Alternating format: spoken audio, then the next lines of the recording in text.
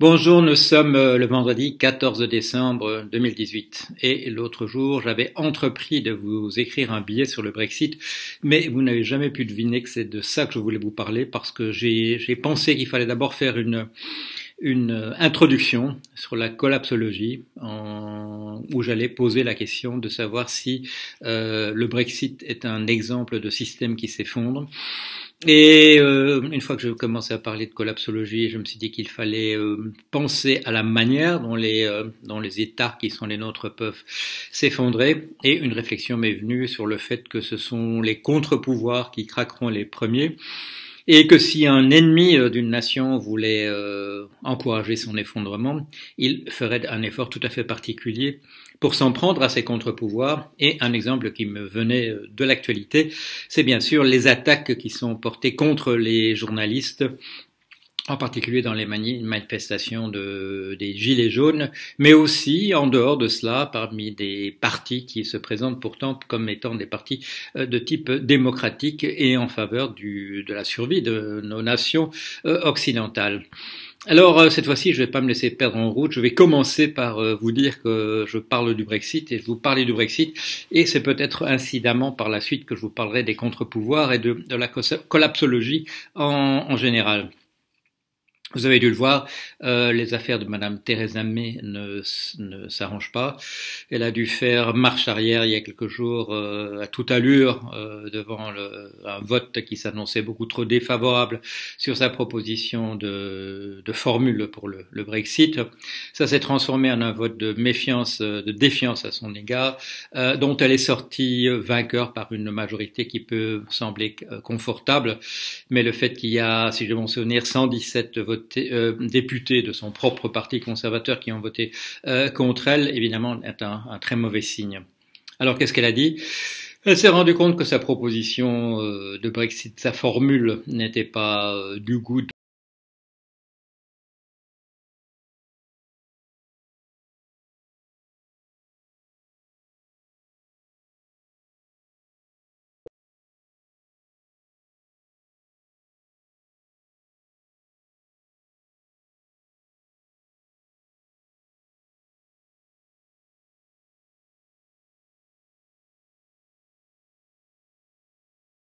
l'Union européenne ne fait pas de geste en sa faveur. Pas de cadeau à Madame Theresa May pour son Brexit, ni à toute forme de Brexit. Si vous voulez sortir de l'Union européenne, c'est pas nous qui allons vous aider, dit en particulier Monsieur Juncker tout à l'heure.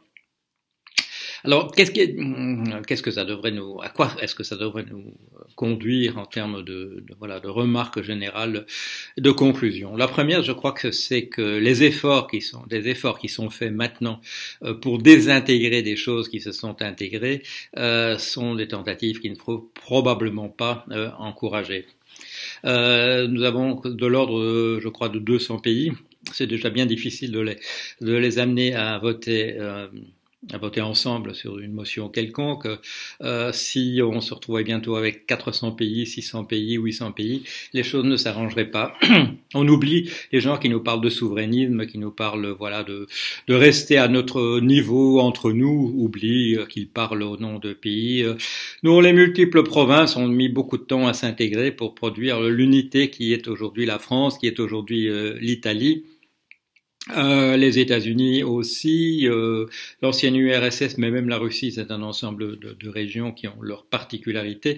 Tout ça, ce sont l'Allemagne, tout ça, ce sont des pays qui se sont constitués à partir d'unités plus petites en essayant d'intégrer un tout. Et quand nous sommes aujourd'hui dans une situation où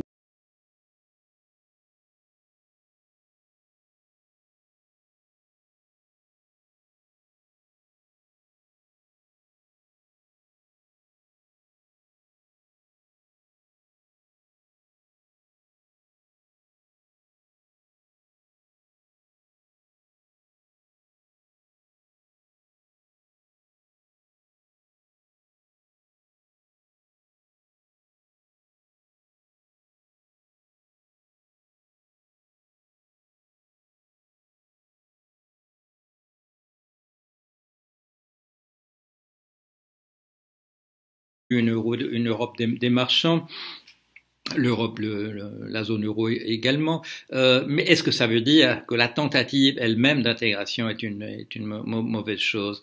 La littérature d'extrême droite nous le répète à l'infini, qui nous parle de gouvernement mondial, de complots de ceci ou de cela, bon, des complots à relents racistes divers. Non, les tentatives d'intégration sont des bonnes choses. Et s'il y a une leçon peut-être à tirer du Brexit, du vote du Brexit et de l'incapacité du Royaume-Uni à se tirer de cette affaire, c'est sans doute ça. Les solutions devront être des solutions par le haut et pas des solutions par le bas. C'est pas par la désintégration qu'on arrivera à quelque chose. Parfois, il n'y a pas moyen de faire autrement, comme on l'a vu à la mort de Tito avec la désintégration de la Yougoslavie. Nous avons maintenant un ensemble de nations souveraines, là où il y avait la Yougoslavie dans son ensemble, et vous avez vu à quel prix. La Grande-Bretagne est en train de nous montrer ce qu'une désintégration peut produire. Les autres, je dirais, le corps des autres des autres 27 nations essayent de se défendre contre un risque de contagion.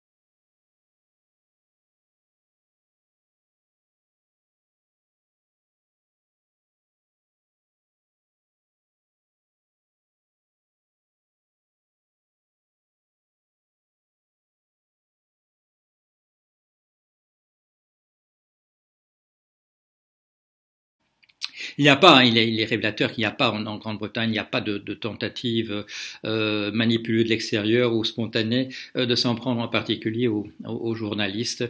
Il n'y a pas ce qu'on voit ici, je dirais un débat, même dans les colonnes du blog de Paul Jorion, des commentaires qui vous donnent des exemples ou des listes d'organes de presse appartenant à des gens richissimes et qui tentent de vous trouver là la preuve que les journalistes ne font pas leur métier. Non, si les journalistes ne font pas leur métier, il y a deux façons de le constater. D'abord qu'ils disent des choses fausses, et le système de référence vrai et faux reste vrai malgré toutes les tentatives, je dirais, de différents efforts de propagande de nous convaincre que la ligne serait en train de disparaître entre le vrai et le faux. Non, il y a des faits qui sont avérés, il y a moyen de dire si quelque chose s'est passé ou non. Il peut rester après quelques versions différentes sur les détails, mais sur l'ensemble, il y a moyen de se mettre d'accord si quelque chose s'est passé ou véritablement ou non. Et de ce côté-là, dans mon expérience, c'est que les journalistes font leur boulot correctement. Ils ne vous racontent pas des fadaises, ou s'il y a des erreurs, bien on met au point, on dit qu'on s'était trompé et on continue de le faire. L'autre question, c'est est-ce que les journalistes ne parlent pas de certaines choses et parce que justement il y aurait une censure et dans ce cas ou bien une censure, une autocensure, il y a des choses dont on ne parlerait pas. C'est vrai d'une certaine manière. C'est vrai qu'il y a des choses dont on parle moins, mais il n'est pas vrai que dans les systèmes comme les nôtres, il y a des choses dont personne ne parle. Et on sait bien que c'est typique de la propagande, justement, de la propagande de pays étrangers, de nous dire voilà une chose qu'on vous cache entièrement, voilà une chose qu'on ne peut absolument pas, dont on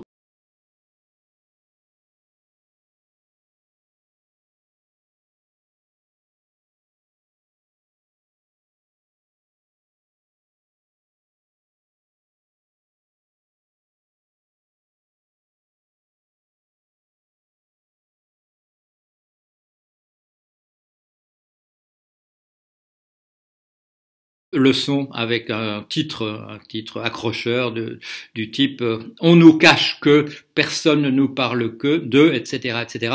Et vous m'envoyez, malheureusement, certains d'entre vous m'envoyez des courriers de ce type-là. On nous cache que, on ne parle absolument pas de ceci ou cela. Et le fait est qu'on on ne parle que de ça, que dans Sputnik ou RT. Donc il n'est absolument pas vrai qu'on n'en parle pas. Non, on en parle, mais on en parle à un endroit particulier. Et il y a d'autres endroits où on n'en parle pas, éventuellement parce que c'est faux. Mais il est vrai que la structure de la presse fait qu'il y a un certain nombre, il y a des cas de censure. Mais à ma connaissance, ils sont en général dénoncés assez rapidement. Quand, par exemple, Monsieur Machin, qui est à la tête d'une grande chaîne de télévision, met tout son poids pour que tel reportage n'ait pas lieu, le lendemain, sur Mediapart, sur le blog de Paul Jorion, à différents endroits, parfois même dans la presse de type absolument classique, on en parle, on fait des articles là-dessus. Mais il est vrai qu'il y a une certaine autocensure. Moi, je ne l'exerce jamais, mais le fait est qu'il y a 10 ans, il y a même un peu plus de 10 ans, que je fais des chroniques mensuelles pour le journal Le Monde, et que parfois j'ai décelé dans des remarques, pas dans des interdictions,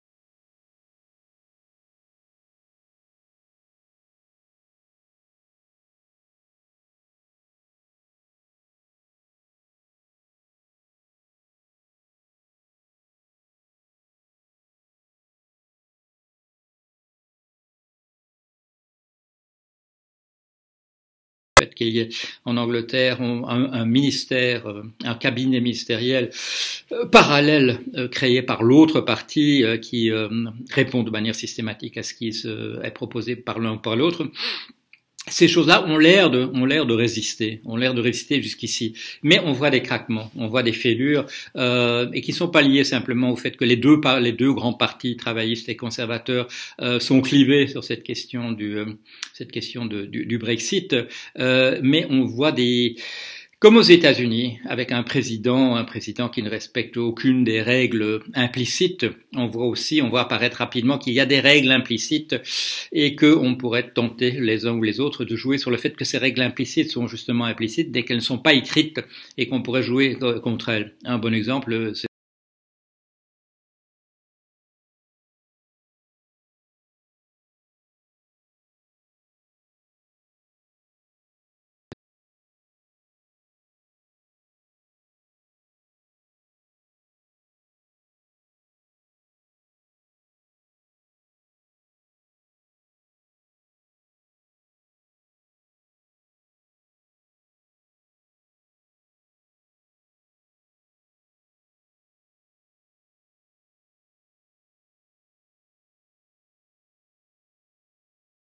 le fonctionnement des institutions. Donc, question se pose aux États-Unis, est-il possible pour quelqu'un, en tirant parti justement de l'implicite et de l'explicite, de faire sauter le système? Jusqu'ici, là aussi, le système résiste pas mal. Les contre-pouvoirs marchent, des élections libres sont organisées. On ne parle pas de tricherie massive, mais simplement à des niveaux extrêmement locaux. Et il est possible de renverser une majorité. Même chose jusqu'ici en Grande-Bretagne.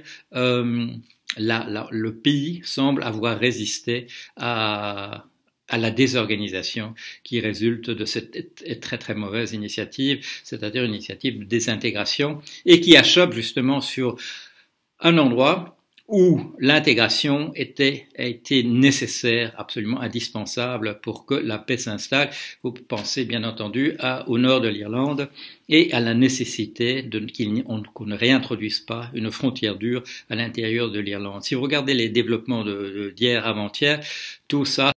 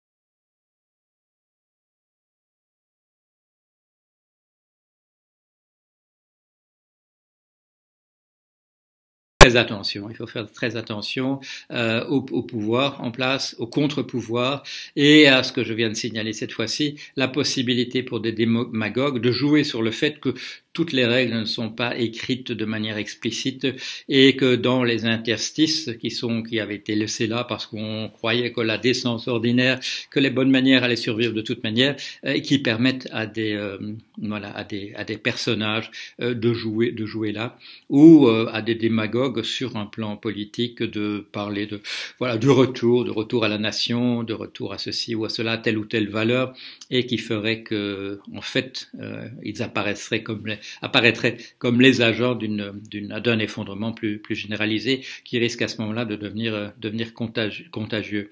Imaginons qu'au sein de l'Alliance Atlantique, où les États-Unis jouent un rôle majeur dans un équilibre des forces, imaginons que véritablement les États-Unis se retirent et une situation se présenterait qui serait une situation neuve, mais qui en même temps pourrait conduire à un effondrement généralisé. Alors voilà, je crois qu'il faut avoir l'œil là-dessus, sur la possibilité d'un effondrement généralisé, de la même manière que tiens, je vais prendre l'exemple justement de 2008. Qu'est-ce qui m'a permis, ça me vient comme ça, mais qu'est-ce qui m'a permis de parler de la crise des subprimes? C'est parce que j'imaginais qu'un effondrement généralisé était possible au sein de la finance. C'est peut-être ça, et nous sommes quelques-uns, vous le savez, nous sommes une demi-douzaine qui avons prévu cette crise des subprimes. Ce que nous avions en commun, parce que nous n'avons pas grand-chose en commun, monsieur Roubini,